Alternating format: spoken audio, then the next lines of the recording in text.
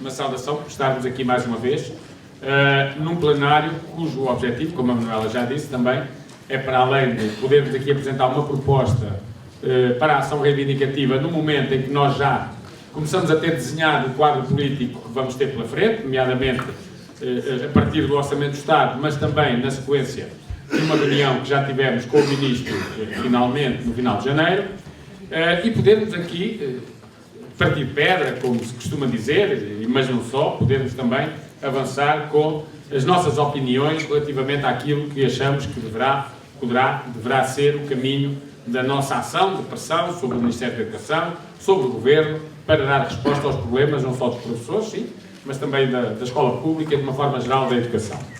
Dizer que no final, nós temos um caderno reivindicativo que já entregámos ao Ministro da Educação, que já entregámos aos grupos parlamentares, mas falta entregar ao Primeiro-Ministro. E, portanto, a proposta que fica desde já também em cima da mesa é que no final da nossa reunião, por volta das 5 da tarde, nós nos possamos organizar num grande cordão humano, porque somos bastantes para fazer um grande cordão humano, e nos possamos dirigir, está já também solicitada essa autorização, está concedida, até à residência oficial do Primeiro-Ministro, onde vamos entregar esse caderno reivindicativo, solicitámos a audiência, e, portanto, como o Sr. Primeiro-Ministro até agora não respondeu, quer dizer que quem cala consente, portanto é deferimento tácito, e, portanto, estaremos lá para respeitar esse deferimento. O que significa que não basta estar de acordo, é depois preciso lá ir, e até dispensa já a caminhada noturna de muitos de nós, que depois,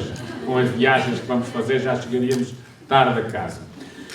Colegas, é assim, os tempos que nós estamos a viver, acho que todos temos consciência disso, não são tempos nada fáceis. Há uma grande pressão sobre o país, não é só uma pressão sobre os professores ou sobre a educação, há uma grande pressão sobre o país, que tem como, eu diria, ao leme dessa pressão, não apenas o Governo e o Primeiro-Ministro, mas também o Presidente da República, com a sua política do pouquinho, que é melhor que nada, com a sua política da caridadezinha, dos pobrezinhos, e, portanto, os outros têm que ficar calados e aguentar, porque há sempre quem esteja pior que eles, não é? E, portanto, como há sempre quem esteja pior, é melhor não exigir muito, e acho que é neste contexto que se enquadra, penso que a Dulce depois aqui falará nisso, a proposta que o Governo faz para os funcionários públicos de 23 cêntimos de aumento por dia, 23 cêntimos de aumento por dia se ganharem até 700 euros, porque se forem dos mais ricos que ganham acima disso é menos do que os 23 cêntimos por dia. Claro que contrasta um bocado com os 1,6 milhões de euros por dia para o novo banco, contrasta um bocado com os quase 70 mil euros por minuto para as PPP, por minuto, ao longo de todo o ano, 23 cêntimos por dia, é um pouco abaixo. Mas é esta a política do Governo, e é neste contexto que nós estamos, em que, para quem trabalha, é nada, ou quase nada, porque o dinheiro é para satisfazer ganâncias e para satisfazer necessidades, que são necessidades do capital, ou melhor, não são necessidades, são exigências, e, portanto, nós é aqui que temos um quadro político complexo, difícil, mas que já tivemos outros também, no início dos anos 90, na maioria absoluta do Cavaco Silva e em outros momentos, e resistimos e lutámos e não perdemos por isso nem a dignidade nem os direitos no essencial. Mas este quadro, com muito pouca abertura ao diálogo, é evidente que faz com que vão surgindo em muitos colegas, e nós sentimos isso nas escolas, nas reuniões, e quem está lá todos os dias, claro, com os colegas, na conversa, que se sentem alguns cansaços, que se sentem alguns desânimos, que se sentem algumas, também, acomodações. Olha, já está, mais vale isto que nada, portanto, no meio disto tudo. Mas que também já começa a surgir muita descrença. A malta não consegue nada, e faça o que se fizer, isto não vai lá e tal, não sei o quê. E, portanto, é isto que ao Governo, aos governantes e ao poder interessa que aconteça. Aliás, eles promovem este clima de algum desânimo, alguma descrença, não vale a pena, não é? precisamente promovem-no de uma forma que é a que eles têm atuado, no nosso setor, é o silêncio. Portanto, aos pedidos de informação não há resposta, aos pedidos de reunião não há resposta, aos pedidos de resolução de problemas não há resposta. Portanto, o silêncio em relação aos professores e aos problemas das escolas e também o desrespeito permanente em relação a tudo aquilo que tem a ver com os professores.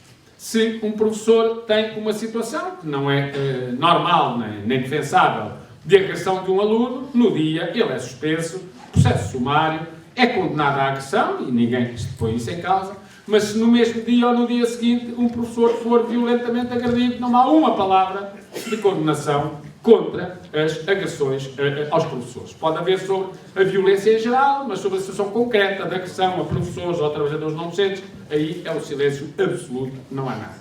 Há melhores resultados, por exemplo, relativamente à taxa de abandono escolar precoce, que baixou, e o Ministério da Educação desdobra-se em autoelogios, foi a flexibilidade curricular, foi o regime da educação inclusiva, foi isto, foi aquilo que eles fizeram. Não há uma linha a saudar já agora os professores também pelo esforço que em condições bem adversas que têm, fazem nas escolas para conseguir isso. Portanto, este desrespeito, esta desconsideração para com os professores e este silêncio e esta desvalorização das organizações sindicais, em particular e desde logo da FENPROF, fazem parte da estratégia do Governo. Para que cale também na opinião pública, quer o protesto, quer a existência de problemas por resolver. E é neste contexto, colegas, que é mais exigente e eu diria até e mais necessária a presença dos sindicatos. Eu costumo dizer que o difícil da atividade sindical não é quando as pessoas estão todas cheias de indignação e viradas para vir para a frente. Não é quando estão 100 mil professores para vir aí e o problema às vezes o nosso é alugar autocarros para trazer toda a gente. Em que nós acabamos de encher um autocarro e chegam 3 meios de escolas que são precisos mais 2.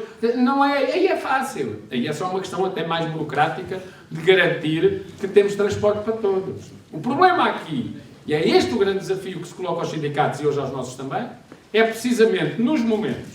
Porque isto é como tudo na vida. Temos picos de forma e temos momentos que andamos mais em baixo. E é nos momentos de menos, digamos, de menos mobilização, de mais descrença, que nós temos que continuar cá para marcar presença e, sobretudo, para dizer, não, é aqui, os problemas estão cá, são estes, não podemos calá-los, temos que continuar a dar-lhes visibilidade, temos que continuar a fazer a denúncia pública e na rua, e os delegados e dirigentes e ativistas sindicais, nestes momentos, são fundamentais, porque a estratégia dos governos, não é deste, é de todos eles, faz parte dos livros, é, pelo cansaço, ganhar, vencer, esmagar, neste caso os professores, outros setores será igual, pelo cansaço e remetendo ao silêncio como se não existissem.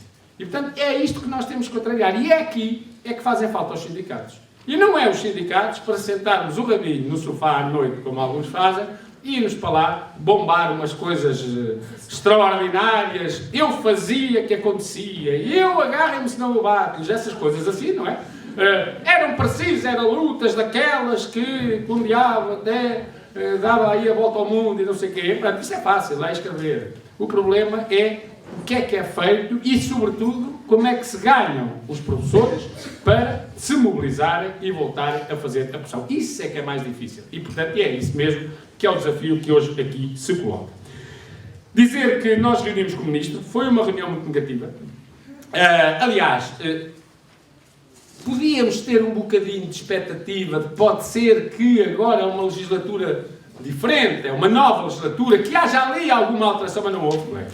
Aliás, confirmou-se que a manutenção do Ministro da Educação, a recondução do Ministro da Educação, foi também, por um lado, a recondução das políticas anteriores para a educação, mas, por outro lado, a recondução de uma postura de provocação, de uma postura de desvalorização, de uma postura de menorização, nomeadamente da principal organização sindical de professores, a FENPROF, e através dela dos professores em geral. Questionado sobre o que é que o Ministério quer dizer com essa coisa dos 60 anos, poder ser outra atividade. Meus senhores, a legislatura tem 4 anos, temos muito tempo para falar nisso.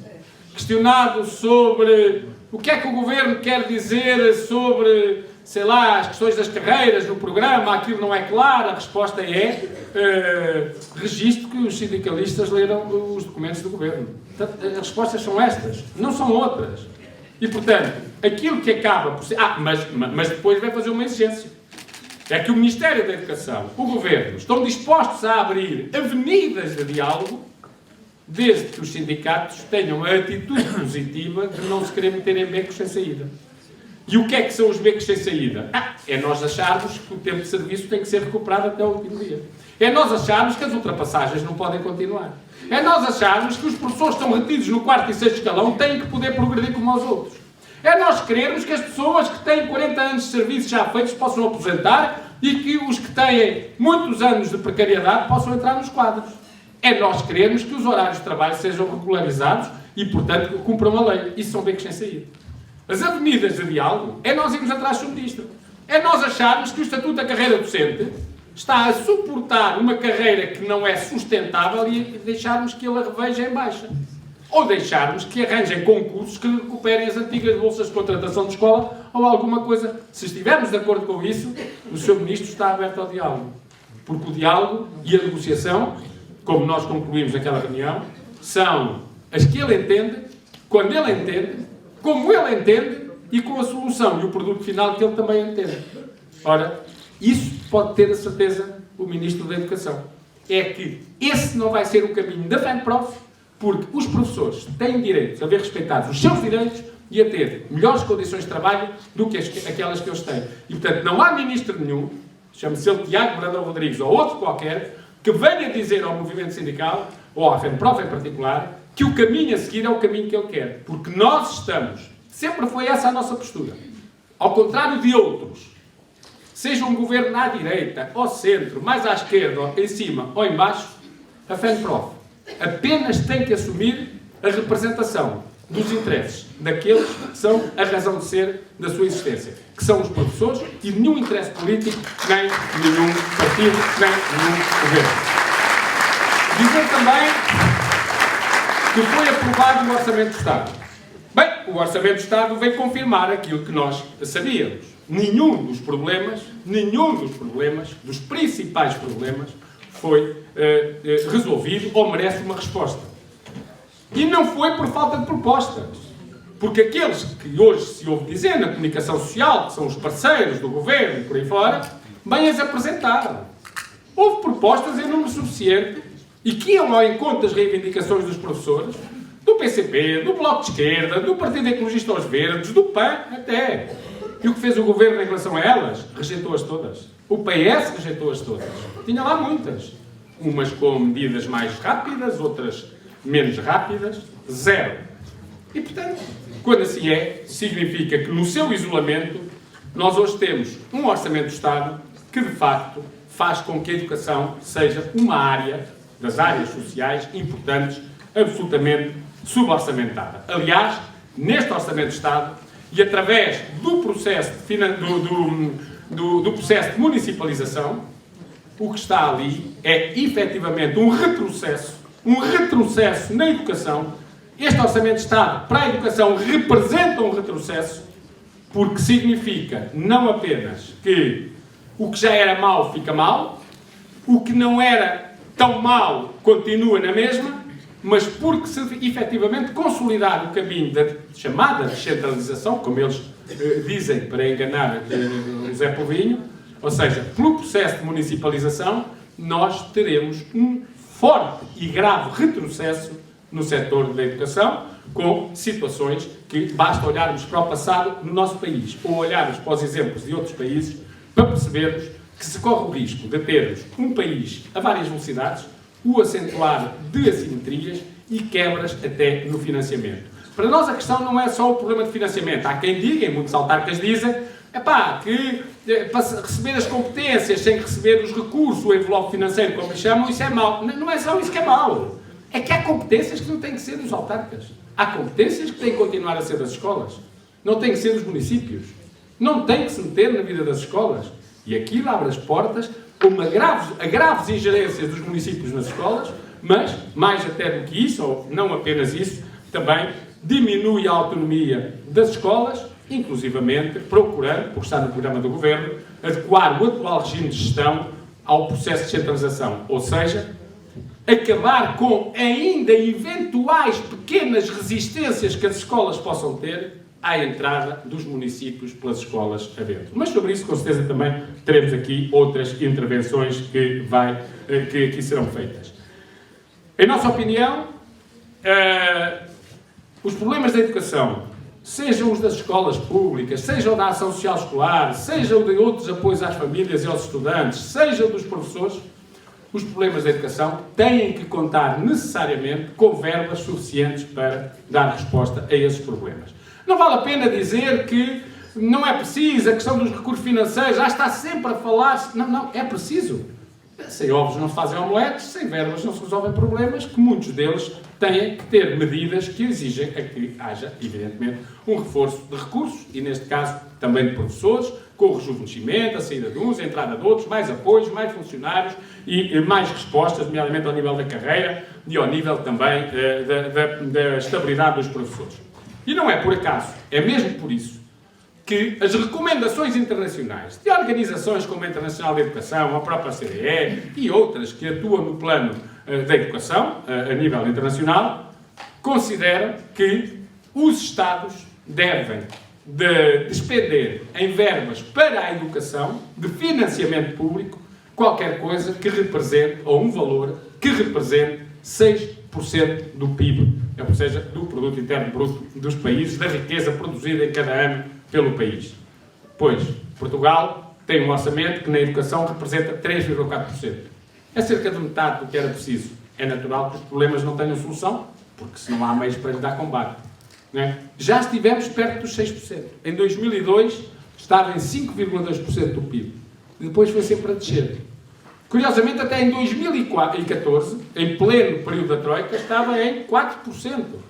E não estou a dizer que na Troika estávamos bem, estávamos muito mal, mas o certo é que hoje está em menos, está em 3,4%. Quer dizer que o PIB do país cresceu, mas que, na verdade, as verbas para a educação diminuíram na relação que tem a ver com esse PIB. Dizer também, porque às vezes para se perceber que isto tem a ver com salários, o próprio governo, este governo, distribuiu na concertação social, agora há dias, um documento em que veio dizer que nos últimos 20 anos, por exemplo, em relação aos salários, a produtividade, que é sempre a questão que se coloca, os salários devem subir de acordo com o aumento da produtividade. A produtividade em Portugal, portanto, aquilo que é também o desempenho e que daí resulta dos trabalhadores, aumentou nestes 20 anos 17%, e os salários em Portugal aumentaram 5%. Portanto, quando nos vem vender a questão de mas a produtividade não aumenta, como é que os salários aumentam? Não, a produtividade aumentou 17%. Números do governo, não foi nenhum jornal que trouxe, não fomos nós a fazer contas manhosas. Números do governo, distribuídos na concertação social. 17% e os salários subiram, apenas tiveram uma atualização de 5% nos últimos 20 anos. E, portanto, percebe-se porque é que ainda hoje estava ali a almoçar e uma colega me estava a dizer o meu marido foi ver e tal, foi buscar o recibo de salário de vencimento de 2009 e em 2009, no mesmo escalão, ganhava mais 300 euros do que ganha hoje líquido porque passou de X para Y. E todos nós, se ainda tivermos o recibo de 2009, conseguimos confirmar que assim é. Bom, dizer então que por isso nós achamos, e a FEMPROF defende, que deve haver uma campanha, que depois poderá aqui também ser apresentada em alguns contornos gerais, como o Luís Lobo, que ficou também com essa responsabilidade de trabalhar nisso, que ao longo da legislatura chegarmos a 6% das verbas, de verbas para a educação, que as verbas para a educação, o orçamento da educação, represente no orçamento do Estado 6% do PIB.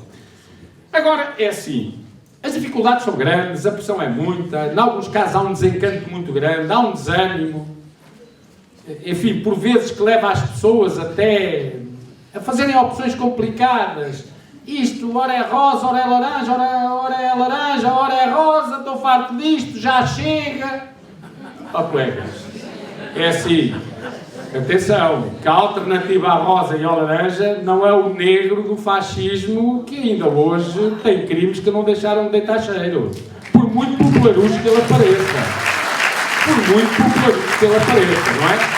Portanto, o que nós temos é que encontrar alternativas, porque elas existem de facto, a este pântano que não sai do sítio. Está ali e, portanto, é mesmo um pântano que faz com que muitas vezes as pessoas se deixem envolver nele e desanimar.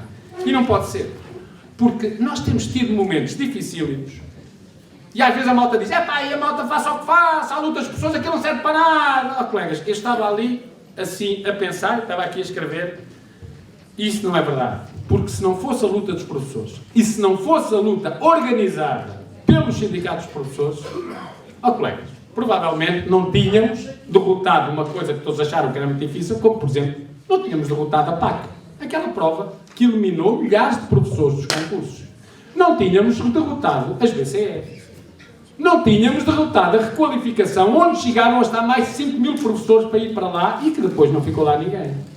Não tínhamos acabado com os cortes nos salários, e que eram significativos. Não tínhamos conseguido que as carreiras se descongelassem.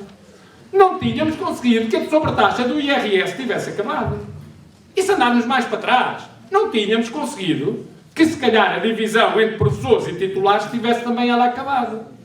Ó, colegas, nada destas coisas se conseguiram porque tivemos uns ministros e uns governos que disseram assim: pá, os professores, coitados, é a malta tão porreira que a malta, pá, vamos mesmo acabar com isto que eles se chateiam com... Não, acabou porque nós lutámos.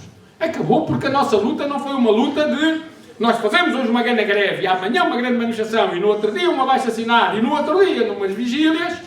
E o governo diz: epá, parem que eu acabo. Não, nunca foi assim. Demorou sempre. Às vezes anos. Nós hoje é que estamos num tempo mais rápido. É verdade. Mas acabar com a candidatura do tempo do Cavaco demorou 6 anos. Acabar com os titulares do tempo da Luz Rodrigues, ó, colegas, demorou 4 anos. 3 ou 4 anos, não é? Vem de 2007 até 2010, 2009, 2010. Acabar com... os cortes nos salários, bom, demorou quase 6 anos, 7, desde que nós os tivemos, desde a Troika. Descongelar as carreiras. Colegas, foram 7 anos só agora, que já tinham sido mais 2 anos e tal antes. Epá, e a malta, umas vezes com mais força, outra vez com menos, nunca desistimos e foi por isso que conseguimos esses resultados. E mesmo em relação à questão do tempo de serviço, a malta às vezes diz: epá, isto não vale a pena lutar, porque eles não vão contar o tempo que falta. Ó, colegas, se os professores não têm lutado como lutaram, podem ter a certeza que até hoje não tínhamos recuperado um dia, porque essa foi a primeira proposta que nos foi apresentada. Durante muito tempo, e naquelas reuniões, o Governo sempre nos disse, aliás o Costa repetia, que o cronómetro é para pôr a andar e não é para não sei o que voltar para trás, é para daqui para a frente. O que está, já está, o que foi, já foi. Não que é que interessa se nos Açores e na Madeira estão a contar tudo, aquilo é estrangeiro, ou pelo menos tem sotaque. Epá, assim, a conversa deles era essa. E, portanto, aquilo é para ser 0. Bom, e foi a luta dos professores que fez com que já tivessem contado 2 anos, 9 meses e 18 dias. E há de ser a luta dos professores que os vai obrigar a contar os outros 6 anos, 6 meses e 23 dias, queiram eles ou não queiram. Pode demorar, pode não ser para amanhã, é capaz. Mas eles vão ter que lá chegar. E vão ter que desbloquear a malta do 4º e 6º escalão. E agora dizem, alguns burros, não são desatentos, nem são burros. É gente de má fé. Que... os sindicatos na altura aceitaram esta coisa do 7º, do 5º e do 7º escalões para criarem o 10º escalão para alguns... colegas, o 10º escalão foi criado, o índice do 10º escalão, não tem nada a ver com as candidaturas nem com as vagas. O 10º escalão foi criado porque houve necessidade de manter, como aconteceu até aí, a paridade entre a carreira docente e a carreira dos técnicos superiores da administração pública, que ficando pelo índice na altura 240, tinha quebrado pela atualização das carreiras dos técnicos superiores. E desde que nós tivemos em 1986 a criação da 5ª e 6ª fase, para os mais antigos que andam, que os professores conseguiram ganhar pela primeira vez uma paridade entre a sua carreira e a dos técnicos superiores. E a criação do índice 270, que deu depois lugar ao 10º escalão, porque o 10º só tinha até ao 240, teve a ver com a manutenção dessa paridade, mais nada que isso. A criação das vagas, dos 2 escalões por vagas, surgiu como contrapartida, isso sim, para acabar com a divisão da candidatura, dos titulares. Não tem nada a ver com o resto. Porque até ali, é assim, é extremamente negativa e nós temos que acabar com ela. Cá também, nos Açores não há vagas. Na Madeira, as vagas até hoje abertas são no número igual às pessoas que estão a aguardar. E a nossa opinião e proposta do Ministério da Educação já apresentada é que este ano, tendo em conta que as pessoas estão lá paradas, algumas nem os 2 anos, 9 meses e 18 dias puderam recuperar, o número de vagas tem que ser igual àquele dos que tendo bons estão lá parados. Mas, mesmo assim, este é um regime que não é tão negativo, sendo negativo, atenção porque eu gosto pouco que se interprete mal, sendo negativo, e contra o qual nós estamos desde a primeira hora, basta ir ler as atas das negociações de 2009, fomos contra, mas que substitui a candidatura que quê? Porque os titulares. Porque nos titulares só havia uma pequena percentagem, 25% das pessoas, que podiam passar a partir do índice 245. Eu há bocadinho falava em 240, 260, era 340, 370. Do 245, que era, na altura, ao 6º escalão. Mais ninguém passava. Agora, ao criar estas vagas, mesmo assim ficou um mecanismo, que é o da avaliação, que é outra desgraça, mas que ainda assim permite que haja gente que não tem que esperar por vagas, que não tem que ter vaga, e tem uma percentagem para vagas. Agora é assim, isto é justo? Isto é injusto? Não, nós somos contra e temos que acabar com isto, porque o próprio Governo, que tinha que até ao final do mês passado ter posto cá fora, negociado e posto cá fora o número de vagas para 2020, dos colegas que reuniram condições em 2019, até agora, 0. E nós não nos esquecemos, alguns, é a vantagem do corpo docente estar envelhecido, e os mais novinhos ficam a saber isso, que quando era o tempo das fases, ainda antes dos escalões da carreira de 1990, uma das grandes lutas que nós tivemos era que saíssem as listas de quem progredia, mudava de fase, que tinham que sair da República, e os governos chegaram a estar anos seguidos sem que nada saísse, precisamente para que não pagassem as mudanças de fase, na altura era assim que se chamava, dos professores. E, portanto, eles fazerem isso com as vagas nem sequer é, digamos, inédito. É repetir o que antes dos anos, ainda nos anos 80, era feito por vários governos para não pagarem as progressões das pessoas.